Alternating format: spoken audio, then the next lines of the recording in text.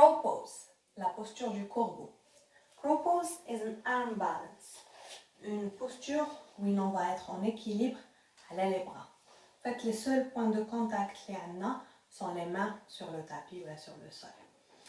C'est une posture que je conseille ou j'encourage les débutants à l'essayer au moins. Parce que je pense que c'est la première étape envers la pratique de asana qui peut paraître compliquée. Mais elle n'est pas aussi compliquée qu'elle le paraît. C'est aussi une posture très importante du corps, le center. Elle renforce the wall, abdominal wall, la ceinture abdominale.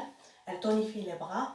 Elle renforce aussi les poignets, parce qu'on a tendance à croire que c'est une posture dangereuse, les poignets. Peut l'être, mais sinon, elle peut renforcer les poignets.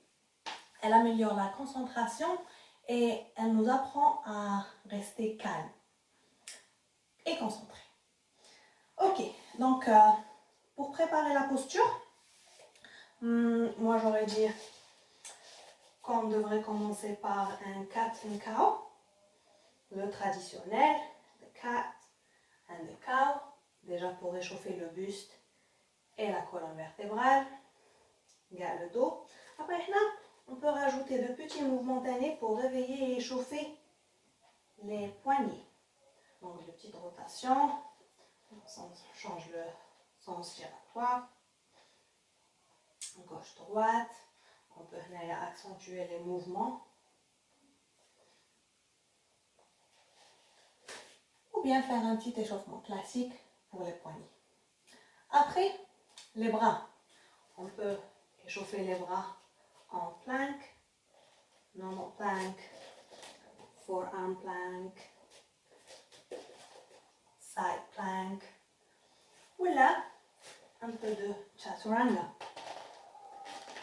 un up dog.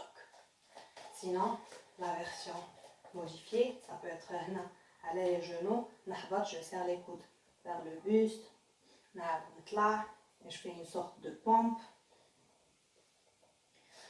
Après certaines pratiques, on pourra soulever les genoux. Et une fois on devrait étirer un peu les bras. Petit cobra, grand cobra, up dog, chien tête en haut. Après ça, une journée Hanna et on ne perdra rien d'aider quelques exercices abdominaux. Mais ce que je veux essayer, c'est d'être en posture, mais à l'envers. Donc à l'envers, ça va donner un peu ça. Là. Je pousse les mains vers le haut, je rapproche les genoux le plus possible vers les bras. Et une fois les genoux vers les bras, je les serre contre triceps. Donc là, je garde les pieds collés, moi le grand orteil, et je serre. Donc ça fait un peu ça à l'envers. Et là, je pense qu'on est prêt et on peut rentrer en posture. Donc, ça serait bien de commencer par un bloc, qu'on peut très bien remplacer par un livre. D'ailleurs, je vais l'essayer avec le livre, juste pour vous montrer que c'est très possible. Et aussi, pour un petit confort psychologique, on va utiliser un coussin. Parce qu'on ne sait jamais. Deuxième chose, on commencera en yogic squat, le squat du yogi. Pour avoir une petite ouverture les hanches et le bassin. Après, on se les orteils kif, on écartera les jambes, les genoux et je mets les mains sur le tapis. On serre les genoux vers les épaules ou vers les bras.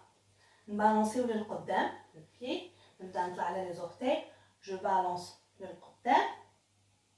Essayez de faire un pied pour voir ce que ça donne. L'alignement, ce que je dois garder en tête, c'est que j'espace l'épaule et l'oreille. Il faut qu'il y ait de l'espace. Maintenant qu'on briche la nuque taille. Donc là, j'essaie de garder un cou très long, le plus long possible. نبعد les épaules على ودنيا. Et très important, ما نخزرش للتحت. نسيي نخزر قدامي. نسيي j'allonge the crown of the head, la couronne de la tête. Au lieu d'aller vers le bas, نروح للقدام. Donc, ça donne ça au lieu de ça. Parce qu'une fois là, je perds l'équilibre ونطيح على راسي. نعاود les genoux, قدام les épaules, ou là un peu plus bas. Les orteils laissent kif kif. Les mains, les doigts bien écartés sur le tapis. J'appuie bien les mains et je commence à balancer. Juste pour voir ce que ça donne. Je bascule le poids, les pieds, les jambes, les bras. Après là, وين نحس un point d'équilibre, قعد et je teste. Si نرفد un pied, peut-être l'autre, نعاود نولي. En faisant ça, راني نزير les genoux تاعي على les bras. نزيرهم ونغلق عليهم.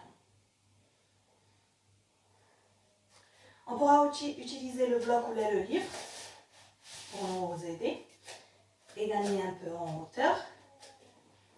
Et ça va donner ça. Donc, كي يكونوا رجليا مرفودين déjà, je vais gagner هذاك l'espace ونسيي نرفد les pieds.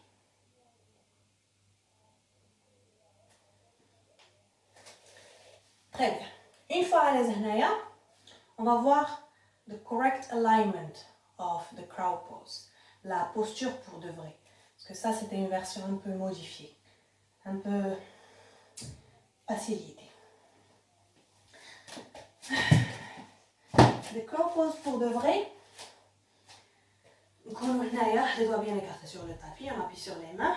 Et on ramène les genoux quelque part entre le coude et l'aisselle. Donc, la version la plus facile, هتكون فوق les coudes. Et la plus avancée, هتكون في les aisselles.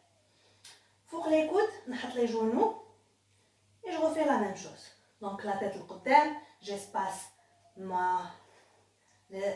mes oreilles à les épaules et je refais la même chose. On le قدام, نرفد un pied et peut-être l'autre.